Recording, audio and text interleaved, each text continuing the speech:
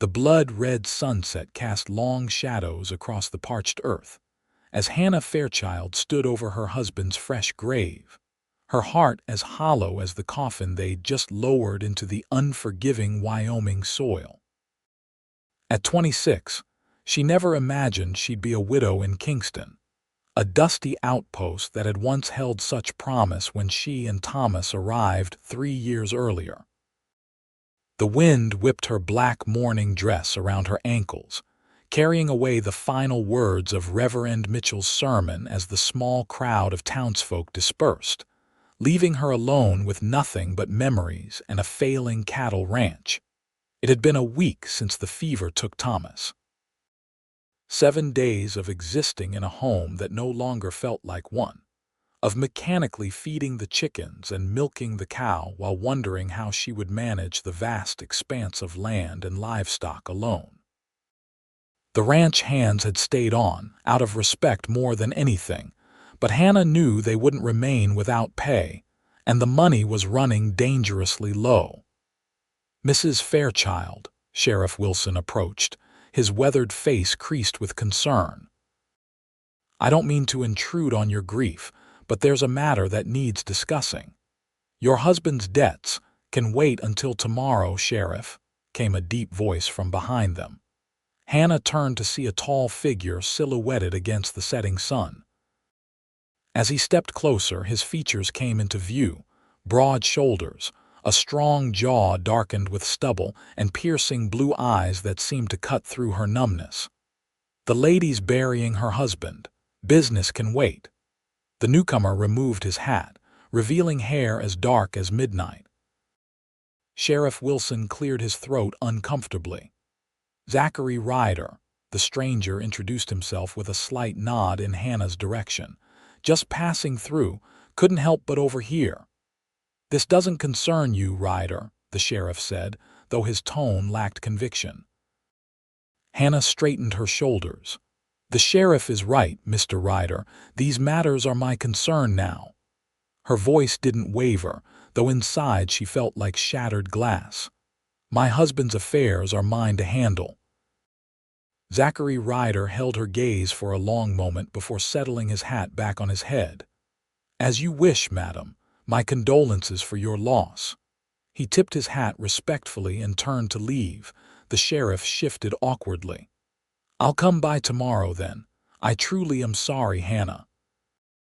Left alone, Hannah sank to her knees beside the fresh mound of earth.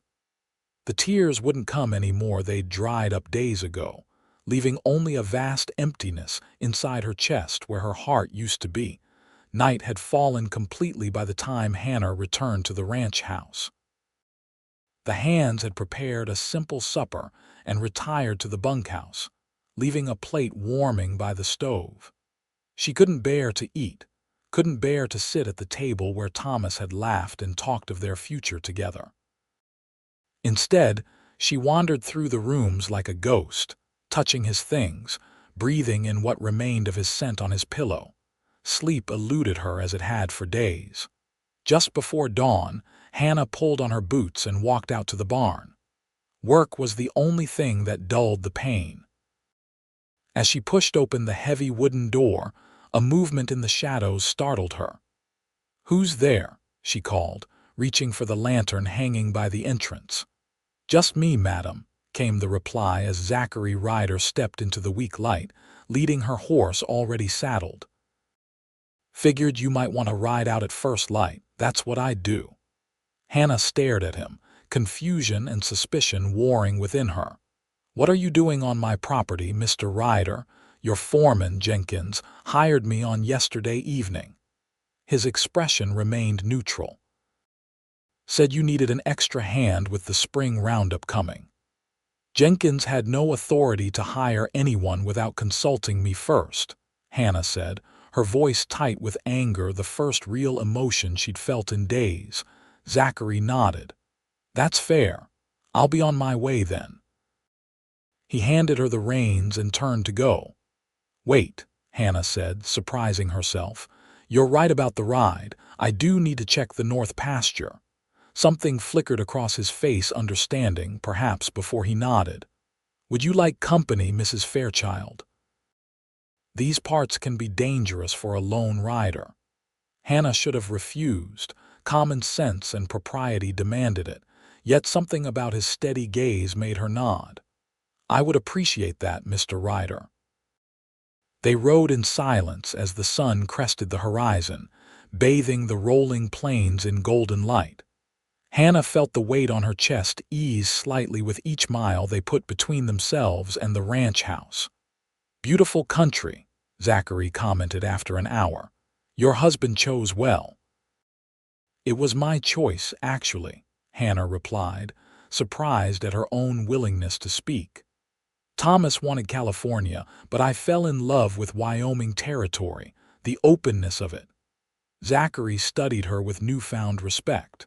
"Takes a special kind of person to love this land.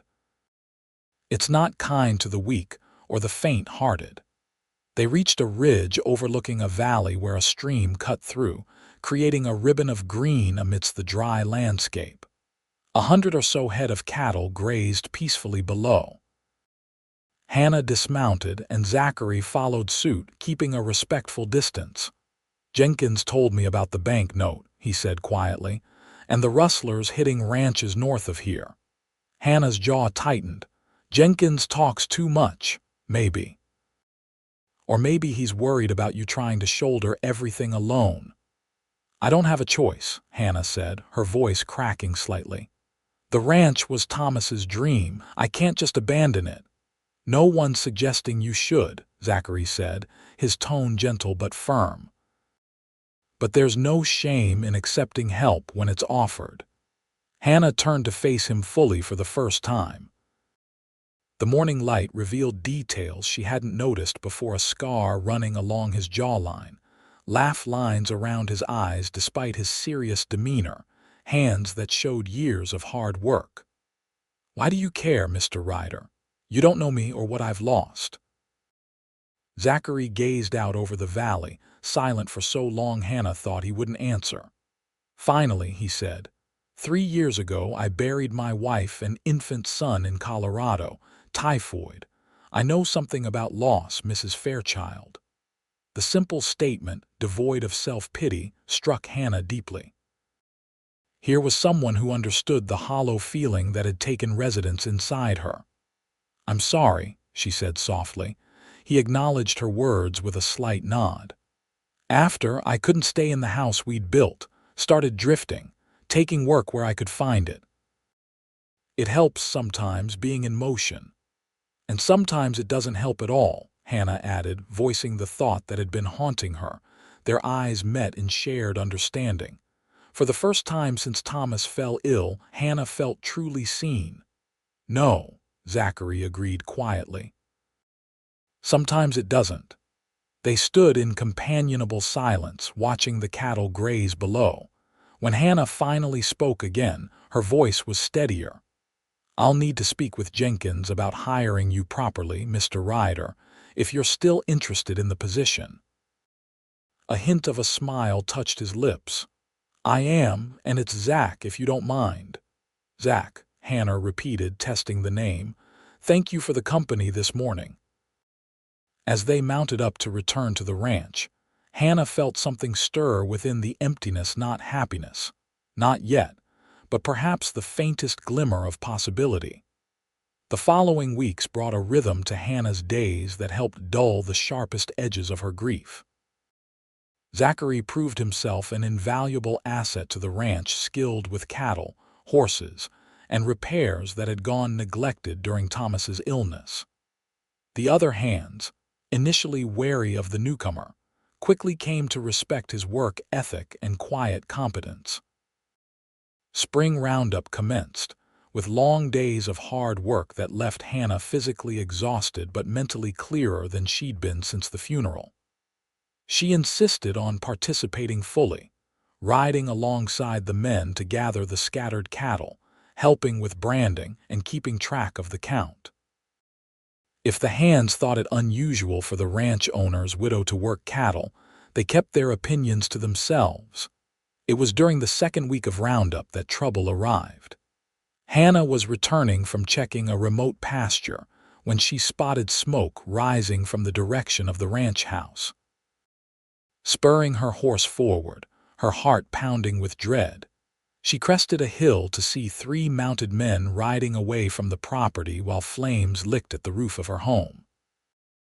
Without hesitation, she raced toward the house, arriving just as Jenkins and 2 other hands emerged from the bunkhouse, shouting and grabbing buckets. "Where's Zach?" Hannah demanded, leaping from her horse. "Went after them," Jenkins shouted, pointing toward the retreating riders. In the distance, she could make out a 4th rider in pursuit. For hours, they battled the flames, forming a bucket line from the well to the house. By nightfall, they had saved the structure, though the back portion where the kitchen stood was badly damaged. Exhausted and smoke-stained, Hannah sat on the porch steps, staring into the darkness, waiting for any sign of Zachary's return. "He shouldn't have gone alone," she murmured to Jenkins, who handed her a cup of coffee. "Wouldn't listen to reason," the foreman replied gruffly. "Said they'd been watching for days, waiting for their chance. Men from the Carson outfit, he reckoned." Hannah's hands tightened around the cup. The Carson Ranch, some 20 miles north, was owned by Victor Carson, a man with a reputation for expanding his holdings by whatever means necessary. Thomas had mentioned issues with him before, boundary disputes and accusations of water rights violations. "Carson wants this land," Hannah said, the realization dawning on her. "With Thomas gone, he thinks I'll sell or run." Jenkins nodded grimly. "Been his way for years. Run out the small ranchers, buy up their land cheap." A figure on horseback materialized from the darkness, and Hannah rose quickly, her heart leaping with relief as she recognized Zachary's broad-shouldered silhouette. As he dismounted, however, she saw he was favoring his left side, his shirt dark with what could only be blood. "Zach," she rushed forward as he stumbled slightly. "You're hurt." "It's nothing," he said, though his tight expression belied the casual words. "Caught up to one of them. Got a bit too close to his knife before I put him down." Hannah's breath caught. "You killed him?" Zachary's eyes, hard as flint, met hers. "No, left him tied to a tree about 5 miles north. Figured the sheriff might want to have a word with him." His gaze softened slightly as he looked at the damaged house. "Everyone here all right?" "We're fine," Hannah assured him, guiding him toward the house. "But you need tending." In the parlor, which had escaped the worst of the fire damage, Hannah cleaned and bandaged the knife wound on Zachary's side. It was deep, but had missed anything vital. His skin was warm beneath her touch, and she found herself noticing the firm muscles of his torso, the scars that told stories of other battles fought. "Thank you," she said softly as she tied off the bandage. "For going after them. For everything you've done since arriving here." Zachary caught her hand as she withdrew it, holding it gently. "I made a promise to Jenkins that I'd help protect this ranch. I keep my promises, Hannah." It was the first time he'd used her given name, and something in the way he said it made her heart flutter in a way it hadn't in a very long time. "This is just the beginning," he continued, his expression grave. "Carson won't stop with one failed attempt." "I know," Hannah sighed, pulling her hand away reluctantly, "but I won't be driven from my land. Not by him, not by anyone." Zachary smiled then, a real smile that transformed his serious face. "I never doubted that for a moment, madam." The next morning, Hannah rode into Kingston with Zachary to speak with Sheriff Wilson. The small town was already bustling with activity wagons delivering goods to the general store, women gossiping outside the millinery, cowboys lounging outside the saloon despite the early hour. Sheriff Wilson listened to their account of the attack, his expression growing increasingly troubled. "The man you captured confessed it was Carson who sent them." "Not in so many words," Zachary replied, "but he works Carson's ranch." couldn't give me another reason why he'd be setting fire to the Fairchild place. Circumstantial, the sheriff said with a frown. Carson's got friends in the territorial government. We'll need more than suspicions to move against him. Hannah leaned forward. So he's free to continue attacking my property, to threaten my livelihood. I didn't say that, Hannah, Wilson said gently. I'll increase patrols in your area, and I'll have a word with Carson, let him know I'm watching. It wasn't enough, Hannah knew, but it was all the law could offer for now. As they left the sheriff's office, Zachary placed a hand lightly on her back, guiding her through the crowded boardwalk. We'll handle this, he promised quietly. Your ranch has good men who won't stand by while Carson and his thugs try to run you off. His confidence steadied her. I need to stop at the bank, she said, nodding toward the imposing brick building across the street. Might as well face all my troubles in one day. The banker, Mr. Hollister, was a thin, nervous man with spectacles that continually slipped down his nose. He seemed startled to find Hannah in his office, and even more surprised to see Zachary standing behind her chair, his presence solid and reassuring. Mrs. Fairchild, I was actually planning to ride out to see you this week, Hollister said, shuffling papers on his desk. About the outstanding loan on your property. I'm aware of the situation, Mr. Hollister, Hannah replied calmly. Thomas kept me informed of our finances. We have the payment due next month covered. Hollister cleared his throat uncomfortably. I'm afraid there's been a change. The bank has decided to call in the loan in full. Hannah felt as if the floor had dropped away beneath her. That's impossible. We have a clear agreement, 5 years of payments. We're only in the 3rd year. Circumstances change, Mrs. Fairchild, the banker said, not meeting her eyes. With your husband's passing, the bank considers the loan at higher risk. That's convenient timing, Zachary commented from behind her, his voice deceptively casual. Right when Carson's men try to burn the lady's house down. Hollister's face flushed. I don't know what you're implying, sir, but I assure you the bank operates independently of any local rancher's interests.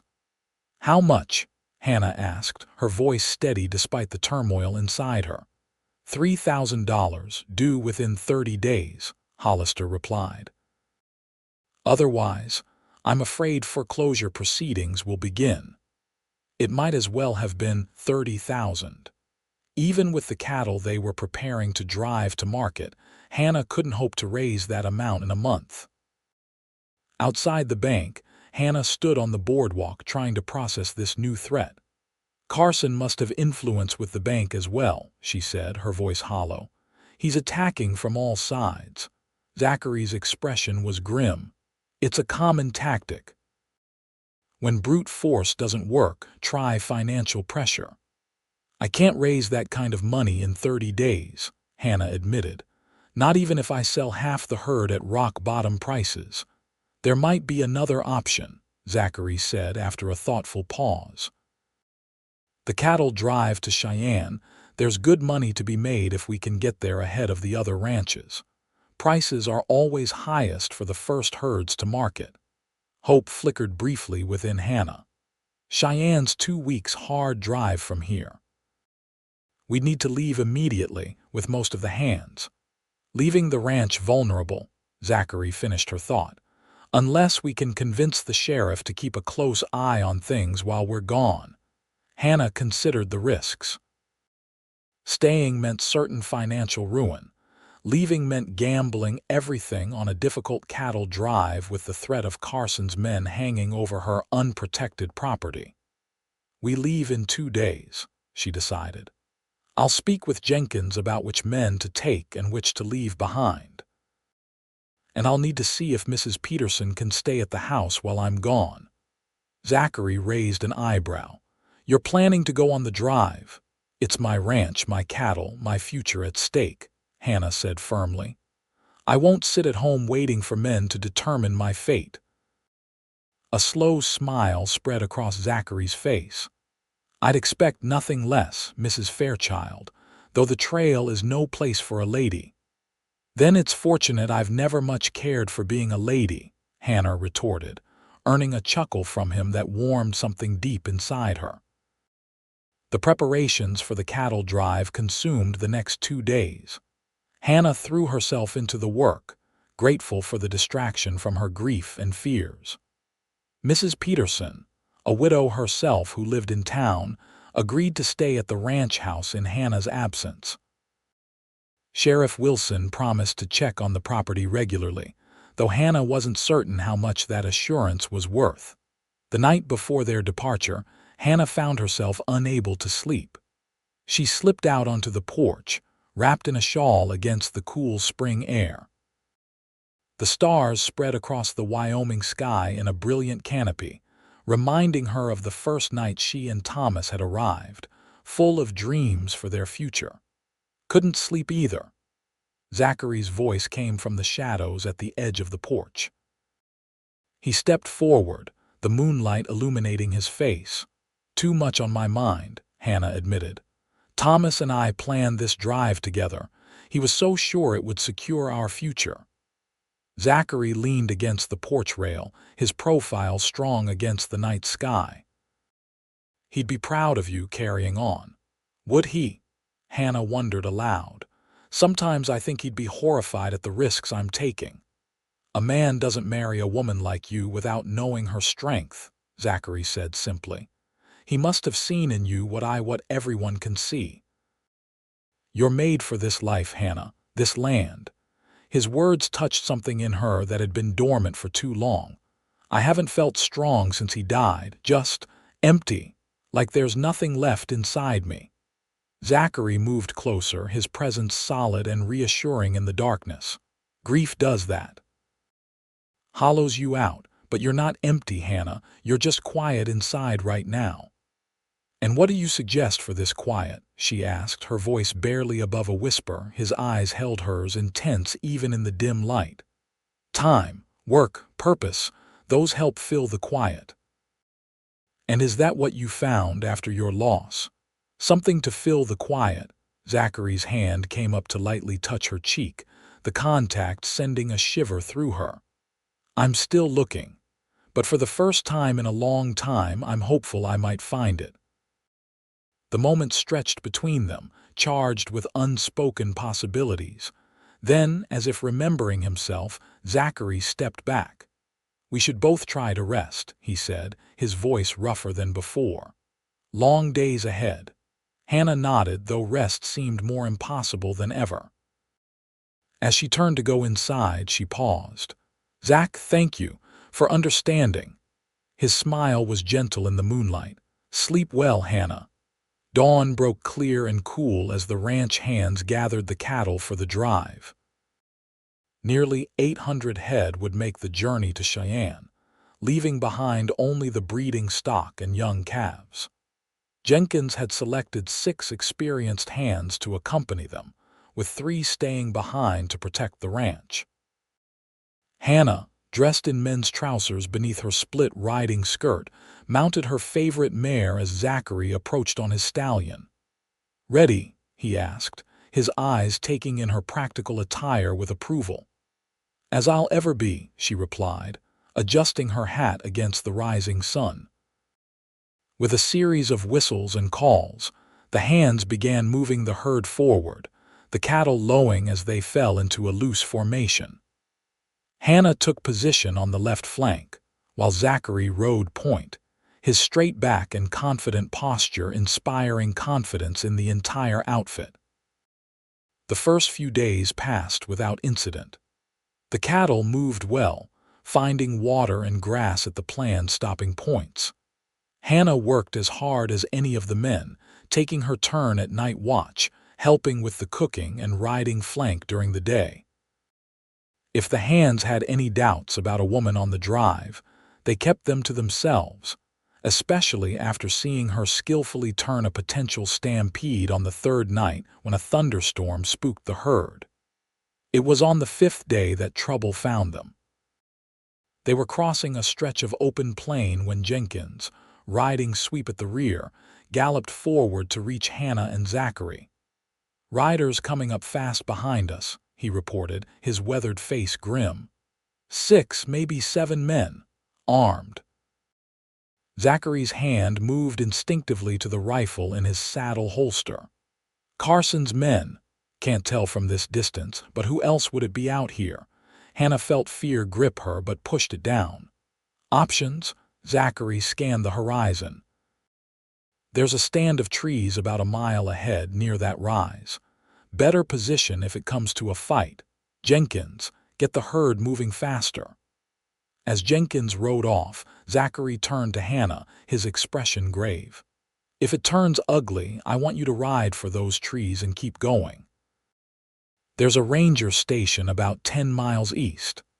"I won't leave my men or my cattle," Hannah said firmly. Before Zachary could argue, the distant riders crested a small hill behind them. Even from a distance, Hannah could see they were pushing their horses hard to catch up. "Move the herd." Zachary called to the other hands. "Fast as you can without starting a stampede." The next half hour was tense, with the pursuing riders steadily gaining ground. As they approached the stand of trees, Zachary signaled for the herd to continue while he, Hannah, and 2 hands named Cooper and Ellis turned to face the oncoming threat. The riders slowed as they approached, spreading out in a line. Hannah recognized the man in the center, Victor Carson himself, a large man with a red face and thick mustache. Beside him rode his foreman, a notorious gunman named Sloan. "Mrs. Fairchild," Carson called, his voice carrying across the distance between them. "This is unexpected company for a cattle drive." "It's my cattle and my drive, Mr. Carson," Hannah replied coolly. "The unexpected one here is you." Carson's smile didn't reach his eyes. "Just being neighborly. Heard you were headed to Cheyenne and thought I'd offer an escort." "These trails can be dangerous for a woman."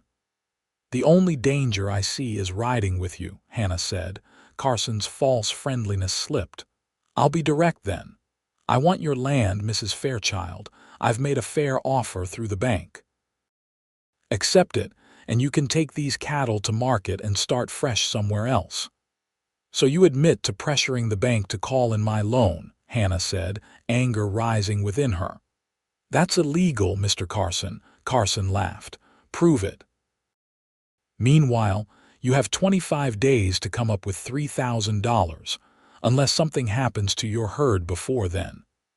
The threat was unmistakable. Zachary urged his horse forward slightly. "You're outnumbered, Carson. 7 men against our entire outfit. And threatening a woman doesn't sit well with me." "Do I know you?" Carson asked, eyes narrowing. "Name's Zachary Ryder. I work for Mrs. Fairchild now."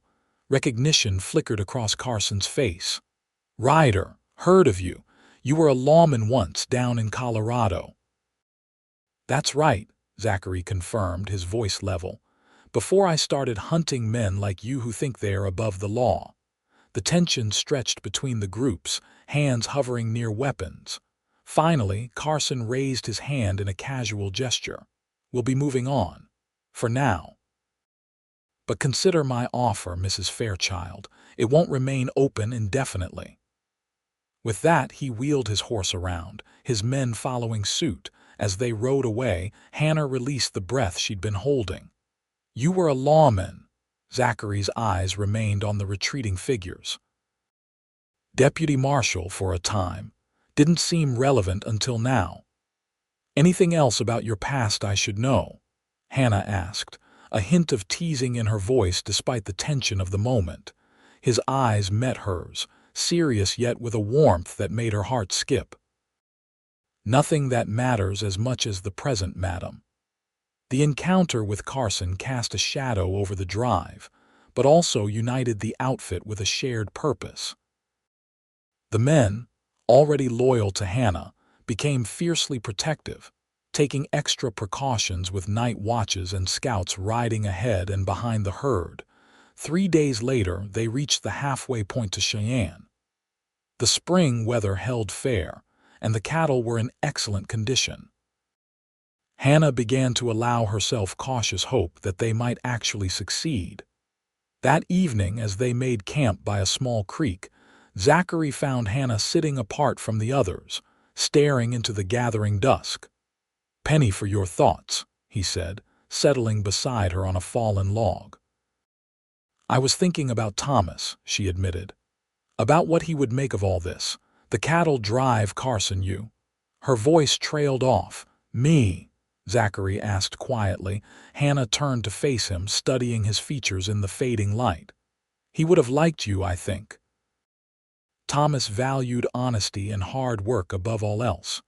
"High praise," Zachary said, his voice rough with emotion. "I would have liked to know him." "Tell me about your wife," Hannah said suddenly, "if you don't mind speaking of her." Zachary was silent for so long Hannah thought he wouldn't answer. Finally, he said, "Her name was Rebecca. We grew up together in a small town outside Denver. Married young, she was 18, I was 20. She was full of life, always laughing, always seeing the good in people." He paused, a small smile playing at his lips at the memory. "She gave me a son. We had 3 perfect months together before the fever took them both." Hannah reached out, covering his hand with hers. "I'm sorry, Zach." He turned his hand to clasp hers, their fingers intertwining naturally. "After they died, I couldn't feel anything, just emptiness. I took the marshal's badge thinking maybe upholding the law would give me purpose, but it just led to more violence, more emptiness." "And now?" Hannah asked softly. His eyes, when they met hers, held a warmth that made her breath catch. "Now I'm starting to feel again, and it terrifies me." The honesty in his voice touched Hannah deeply. "I know that feeling. The emptiness, like you've been hollowed out from the inside, and then the guilt when you start to feel something else, something new." "Yes," Zachary whispered, his face closer to hers than before. "Exactly that." Hannah wasn't sure who moved first, but suddenly his lips were on hers, gentle at first, then with increasing urgency. His hand came up to cup her face, calloused fingers tender against her skin. Hannah felt something break open inside her, grief giving way to a flood of sensation and emotion she'd thought forever lost. When they finally pulled apart, both breathing heavily, Zachary rested his forehead against hers. "I didn't plan this," he murmured. "I never expected." "Neither did I," Hannah admitted, her heart pounding. I don't know what I feel. It's too soon, isn't it?" Zachary brushed a strand of hair from her face. "The heart doesn't keep time the way we think it should, but we don't need to rush anything. We have the drive to complete, Carson to deal with." Hannah nodded, though part of her wanted nothing more than to lose herself in his kiss again. "One day at a time. One day at a time," he agreed, pressing his lips to her forehead before rising. "I've got first watch. Try to get some rest." As he walked away, Hannah touched her fingers to her lips, still warm from his kiss. The emptiness inside her hadn't vanished, but something new had taken root alongside it, something that felt remarkably like hope. The next morning they broke camp early, pushing the herd at a steady pace. The landscape gradually changed as they moved east, the open plains giving way to more varied terrain with rolling hills and scattered woodlands. It was beautiful country, but the increasing cover also meant more potential hiding places for ambushes. Zachary rode up alongside Hannah around midday, his expression serious. "Cooper spotted tracks about a mile back, 4, maybe 5 riders paralleling our trail." Hannah's hands tightened on her reins. "Carson's men, most likely. They're keeping their distance for now, but I don't like it." "What do you suggest?" Zachary considered for a moment. "We're about 3 days from Cheyenne at our current pace. If we push harder, we might make it in 2. The cattle will lose condition if we push too hard," Hannah pointed out. "Better thin cattle than no cattle at all," Zachary replied grimly. Hannah nodded in agreement. "Let's do it. I'll tell Jenkins to pick up the pace." The increased pace took its toll on both the cattle and the hands, but everyone understood the stakes. They camped late and rose before dawn, driving the herd relentlessly eastward. The mysterious riders continued to shadow them, never approaching but always present just beyond the horizon. On what they hoped would be their final night before reaching Cheyenne, a storm rolled in from the north. Lightning split the sky as rain began to pelt down, turning the ground to mud and setting the cattle on edge. "They're getting spooked," Jenkins shouted to Hannah over the rumble of thunder. "If lightning strikes too close, we'll have a stampede on our hands." Hannah looked to Zachary, who was scanning the darkness with a tense expression. "What is it?" she called to him. "Perfect conditions for an attack," he replied, his voice tight. "Can't see or hear anything beyond a few yards in this weather."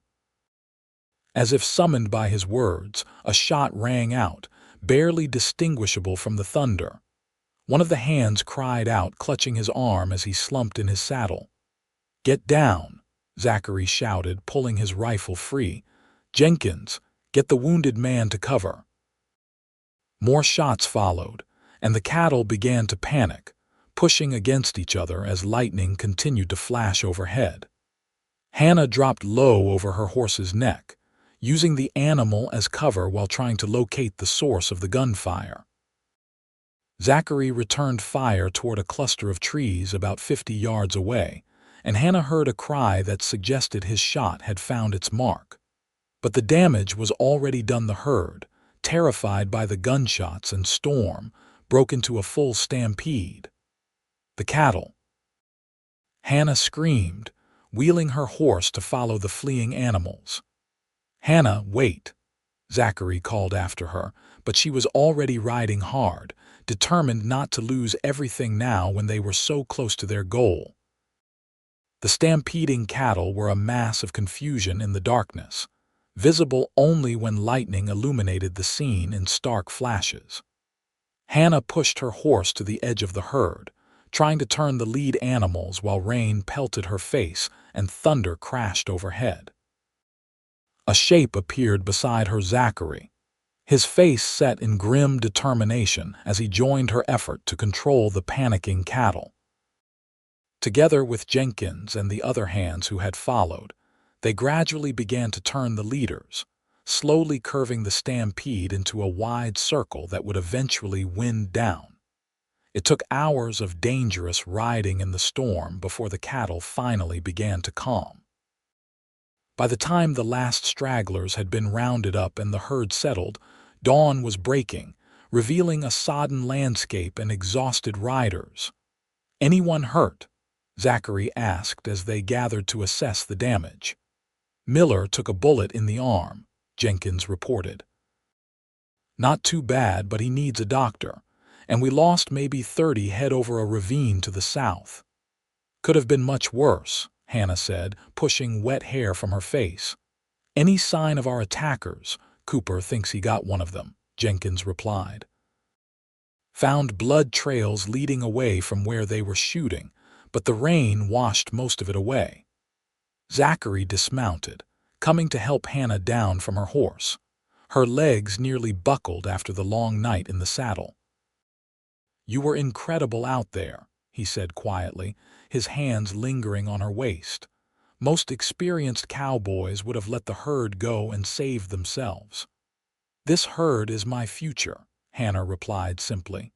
"I couldn't let Carson take that from me." Zachary's eyes, though weary, filled with admiration. "You're the strongest person I've ever known, Hannah Fairchild." The compliment warmed her despite her exhaustion and sodden clothing. "We still need to get them to market," she reminded him, though she made no move to step out of his gentle hold. "We're less than a day's ride from Cheyenne," Zachary assured her, "and I doubt Carson's men will try again after this. They've lost the element of surprise and possibly one of their own." Hannah allowed herself to lean against him briefly, drawing strength from his solid presence. "Then let's finish this. One final push to Cheyenne." They reached the outskirts of Cheyenne the following afternoon, a bedraggled but triumphant group driving nearly 800 cattle.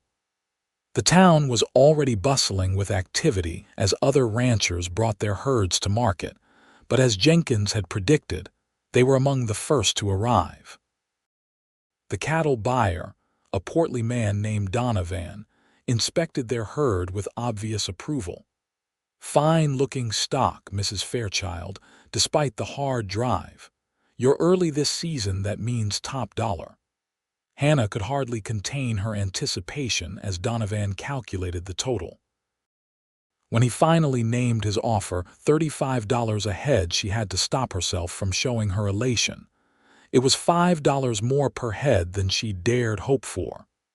"We have a deal, Mr. Donovan," she said, shaking his hand firmly. With the sale completed and the money secured in the Cheyenne bank, Hannah treated her men to a celebratory meal at the finest restaurant in town, followed by rooms at the hotel for everyone. Miller's wound had been seen to by the town doctor, and the prognosis was good. That evening, after the hands had dispersed to enjoy their well-earned night in town, Hannah found herself alone with Zachary on the hotel's veranda. The warm spring evening was a stark contrast to the violent storm of the previous night. "We did it," Hannah said, still somewhat in disbelief. "Nearly $28,000. Even after paying the hands their bonuses and settling the bank loan, I'll have enough to invest in improvements for the ranch." "You did it," Zachary corrected her. "Your determination, your courage. The men followed you because they believed in you." Hannah smiled, reaching for his hand. "They followed us. I couldn't have done it without you, Zach." He brought her hand to his lips, pressing a gentle kiss to her knuckles. "What happens now? Now we return to the ranch, pay off the bank, make plans for the future." Hannah hesitated, suddenly uncertain. "That is, if you're planning to stay on." Zachary's expression grew serious. "Is that what you want? For me to stay?" Hannah took a deep breath, gathering her courage. "When Thomas died, I thought I'd never feel anything again. I was just empty inside. Existing, not living. And then you arrived, and gradually that emptiness started to fill with something else." "Hannah," Zachary began, but she placed a finger against his lips. "Let me finish. I know it hasn't been long. I know some might think it's too soon after Thomas. But life in Wyoming doesn't wait for proper mourning periods. Death is always close out here, which makes living all the more precious." She met his gaze directly. "Yes, I want you to stay. Not just as a ranch hand, but as whatever this is between us, whatever it might become." Zachary's eyes never left hers as he gently removed her finger from his lips, replacing it with a kiss that spoke volumes. When they finally parted, he said, "I've been drifting for 3 years, trying to outrun the emptiness, never staying anywhere long enough to feel anything real. Until you." "And now," Hannah whispered, "now I'm tired of running, tired of the quiet inside." His thumb traced her cheekbone tenderly. "I want to stay, Hannah, for as long as you'll have me." Hannah leaned into his touch, a sense of peace settling over her that she hadn't felt in months. "That might be a very long time, Mr. Ryder." His smile was like sunrise breaking over the plains. "I'm counting on it, Mrs. Fairchild." The return journey to Kingston was considerably less eventful than the drive to Cheyenne. With the proceeds from the cattle sale safely deposited in the bank, to be transferred to Kingston, once they returned, the mood among the outfit was jubilant.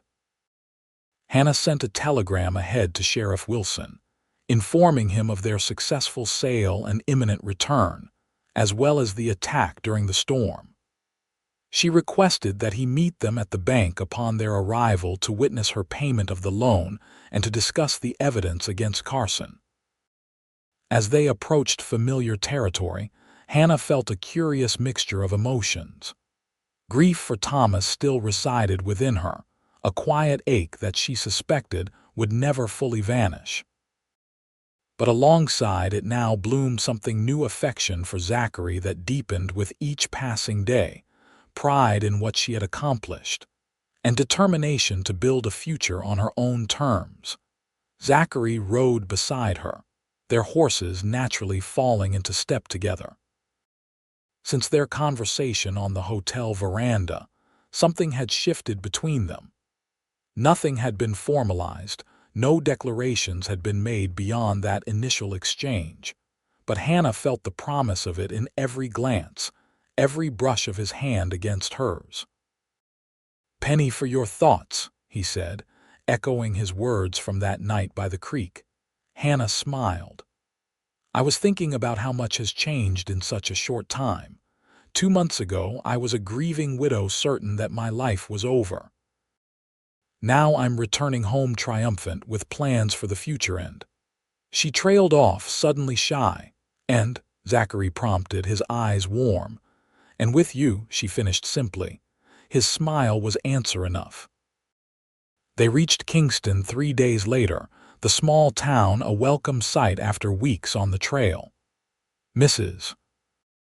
Peterson had kept the ranch house in good order during Hannah's absence, and Sheriff Wilson reported no further incidents with Carson's men, though he remained skeptical about securing enough evidence to bring charges against the powerful rancher.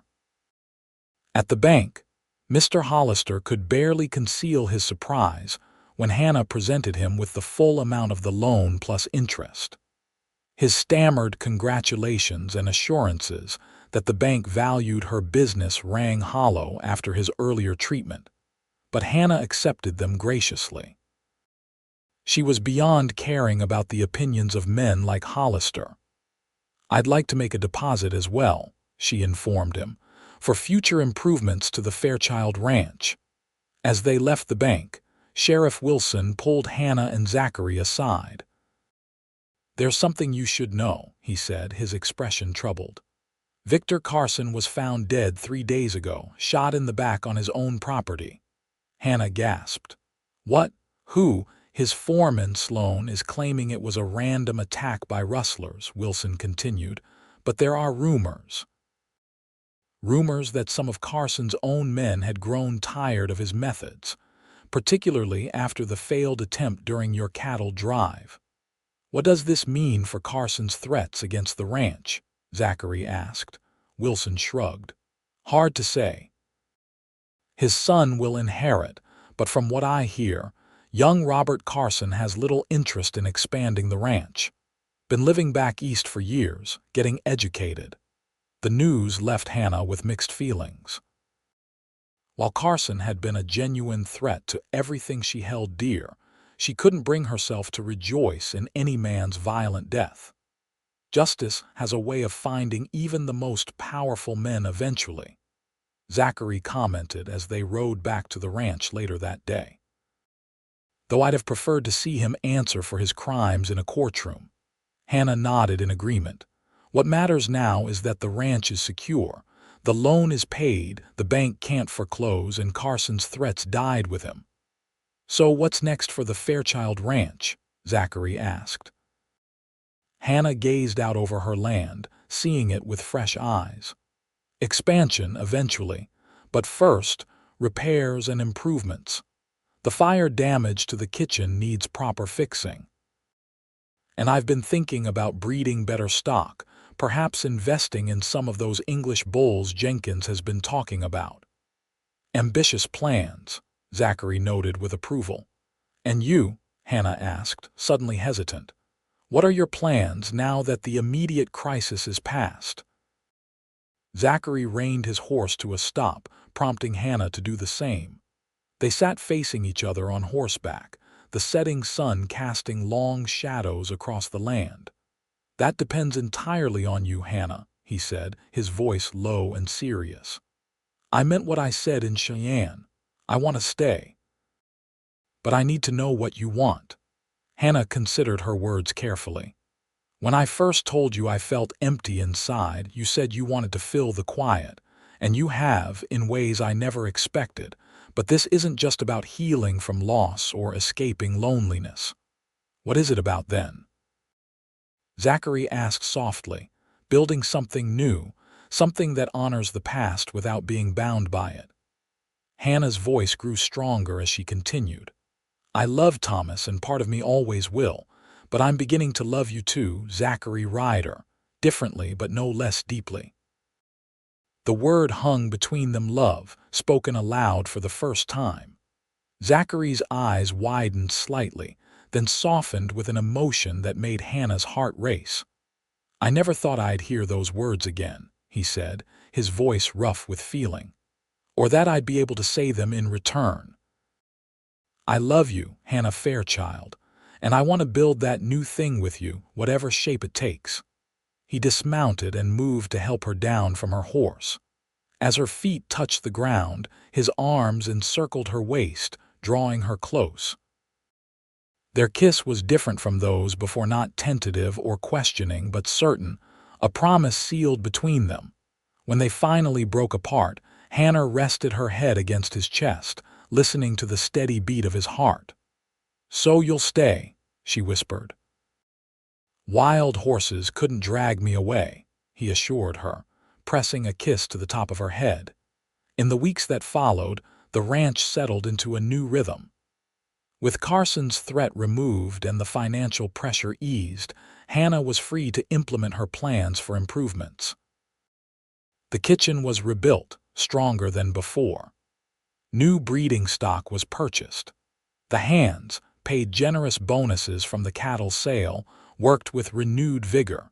Zachary slipped naturally into the role of ranch foreman, his experience and calm authority earning him respect from the men. He moved from the bunkhouse into the main house. Though he maintained a separate bedroom, a concession to propriety that fooled no one but preserved Hannah's reputation in town. Their relationship deepened with each passing day. In the evenings, they would sit on the porch, talking of their pasts, their hopes, their dreams for the future. Hannah learned of Zachary's childhood in Colorado, his brief career as a lawman, the darkness that had nearly consumed him after losing his family. In turn, she shared stories of her life before Wyoming, her upbringing in St. Louis, her courtship with Thomas, their journey west in search of a place to build a life together. You ever regret it? Zachary asked one evening as they watched the sunset paint the sky in brilliant oranges and purples. Coming west, all the hardship it's brought, Hannah considered the question seriously. No, she said finally. Despite everything, Thomas's death, the struggles with the ranch, Carson's threats, I've never regretted coming here. This land gets into your blood, it becomes part of you. Zachary nodded, understanding perfectly. It's unforgiving country, takes as much as it gives. But there's a freedom here you can't find anywhere else. Is that why you stayed in the West after Rebecca died? The freedom? Partly, Zachary admitted. Partly because I couldn't bear to be anywhere that reminded me of her. And partly because out here, a man is judged by what he does, not who his family was or how much money he has. Hannah leaned against him, taking comfort in his solid presence. And now, are you staying for the land or for something else? His arm tightened around her shoulders. You know the answer to that, Hannah. The summer passed in a blur of work and quiet moments of connection. Hannah found herself laughing more, the heavy mantle of grief lifting gradually like morning mist burning away under the sun. She still visited Thomas's grave once a week, keeping it tidy and adorned with wildflowers, but the visits became less painful, more a gesture of respect and remembrance than a reopening of wounds. Zachary accompanied her sometimes, standing a respectful distance away while she had her private moments with her first love. His understanding of her need to honor that relationship only deepened her feelings for him. It was during one such visit in late August that Hannah realized she was ready for the next step. After placing fresh flowers on the grave, she joined Zachary where he waited beneath a cottonwood tree. I've been thinking, she began, taking his hand in hers, about us, About the future. Zachary's expression grew serious as he studied her face. What about it? People talk, about you living in the house, about us. She smiled slightly. Mrs. Peterson told me yesterday that half the town is scandalized and the other half is taking bets on when we'll make it official. A hint of amusement flickered in Zachary's eyes. And does that bother you, the talk? Not for myself, but I was raised to believe that things should be done properly. Hannah took a deep breath. Zachary Ryder, would you consider making an honest woman of me? His momentary look of shock gave way to a smile that lit his entire face. Hannah Fairchild, are you proposing to me? I suppose I am, she replied, her cheeks flushing. Unless you'd prefer to do the asking. In answer, Zachary dropped to one knee before her, still holding her hand in his. I've been carrying this for weeks, waiting for the right moment, he said, reaching into his pocket to withdraw a small leather pouch. From it, he produced a ring, a simple gold band set with a single pearl. It was my mother's, he explained. The only thing of value I've kept through all my wandering. Hannah's free hand flew to her mouth as tears welled in her eyes. Hannah Fairchild, you brought me back to life when I thought I was beyond saving. You filled the quiet inside me with purpose and love and hope for the future. Would you do me the tremendous honor of becoming my wife? Yes, Hannah whispered, her voice thick with emotion. Yes, Zachary, I will. He slid the ring onto her finger, then rose to gather her into his arms. Their kiss was tender yet passionate, a promise of all that was to come. Do you think Thomas would approve? Zachary asked quietly as they walked hand in hand back toward their horses. Hannah considered the question thoughtfully. Thomas wanted me to be happy above all else, and he would have respected a man who helped save the ranch we built together. She squeezed his hand. Yes, I think he would approve. The wedding took place in early October, when the aspens had turned gold and the air carried the first hint of winter's approach. The ceremony was held at the ranch, with Reverend Mitchell officiating. The entire town turned out for the celebration, even Mr. Hollister from the bank, who had become considerably more respectful since Hannah had paid off her loan in full. Hannah wore a simple dress of pale blue silk, ordered from Denver. Mrs. Peterson had woven wildflowers into her hair, which she wore loose around her shoulders. Zachary, standing tall and handsome in a new suit, watched with undisguised adoration as Jenkins walked her across the yard to where the ceremony was to take place. Their vows were straightforward and heartfelt, a promise to love, honor, and cherish one another through all that life might bring. When Reverend Mitchell pronounced them husband and wife, the cheer that went up from the assembled guests startled a flock of birds from a nearby tree. Mrs. Ryder, Zachary murmured against her ear as he held her close during their first dance. Actually, Hannah replied with a smile, I think it will be Fairchild Ryder. The ranch will always be Fairchild Ranch after all. Zachary chuckled.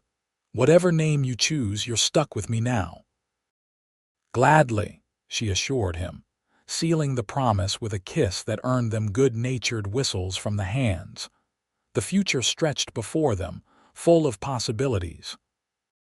The ranch was thriving, their love was strong, and the emptiness that had once threatened to consume them both had been filled with something beautiful and enduring.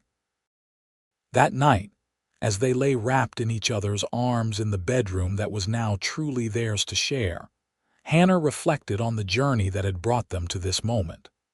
From the depths of grief to the heights of joy, from emptiness to fullness, from solitude to partnership.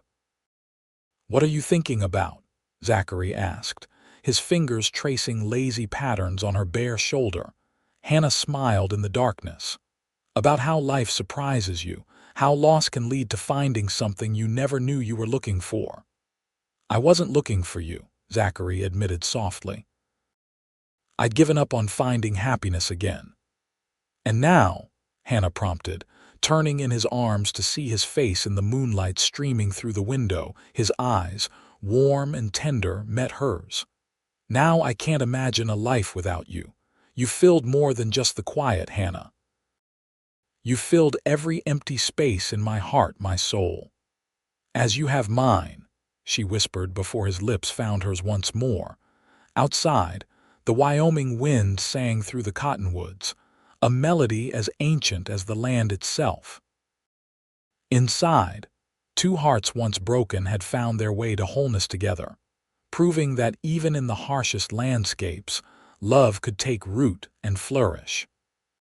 5 years later, Hannah stood on the porch of the expanded ranch house, watching as Zachary taught their 4-year-old son, Thomas, how to sit properly on his first pony. Their 2-year-old daughter, Rebecca, played contentedly at Hannah's feet, stacking wooden blocks with intense concentration. The Fairchild Ryder Ranch had prospered beyond their wildest expectations. Their improved breeding program had produced stock sought after throughout the territory, and they had expanded their holdings to include the water-rich southern section of what had once been Carson land, purchased legally from Robert Carson when he decided to sell off portions of his inheritance. "Look, Mama," little Thomas called excitedly as he balanced alone on the patient pony. "I'm riding like Papa. I see you, sweetheart," Hannah called back, her heart swelling with pride and love. "You're doing wonderfully." Zachary's face, as he stood beside the pony with a guiding hand ready if needed, shone with fatherly pride. The years had added a few strands of silver to his dark hair and deepened the laugh lines around his eyes, but had only made him more handsome in Hannah's estimation. When they had discovered she was expecting their first child, they had agreed without discussion to name him Thomas if it was a boy. It seemed fitting, a way to honor the past while embracing their future together. Similarly, their daughter carried Rebecca's name, a tribute to the family Zachary had lost and the healing he had found. Life in Wyoming territory remained challenging. Winters were harsh, summers could be brutally hot and dry, and the work of running a successful ranch never eased. But Hannah and Zachary faced each challenge together, their partnership stronger for every obstacle overcome. "He's a natural," Zachary said as he joined Hannah on the porch, lifting little Rebecca into his arms where she immediately began playing with the buttons on his shirt. Just like his mother, Hannah leaned into his side, contentment washing over her. "He has your patience and your kindness." Zachary pressed a kiss to her temple. "Thinking about the past?" he asked perceptively. "A little," Hannah admitted, "about how close I came to giving up after Thomas died. How empty everything seemed. And now," Hannah smiled up at him, at the man who had helped her rebuild her life, who had shown her it was possible to love deeply more than once in a lifetime. "Now there's no room for emptiness. Every corner is filled with love and laughter and purpose." Zachary shifted Rebecca to his hip so he could wrap his free arm around Hannah's waist. "Remember what you said to me that day by the creek, that you felt empty inside, and you said you wanted to fill the quiet," Hannah recalled softly. "I think we've done a pretty good job of that," he said, nodding toward their son's delighted laughter as the pony took a few steps forward. "No quiet around here most days." Hannah laughed in agreement.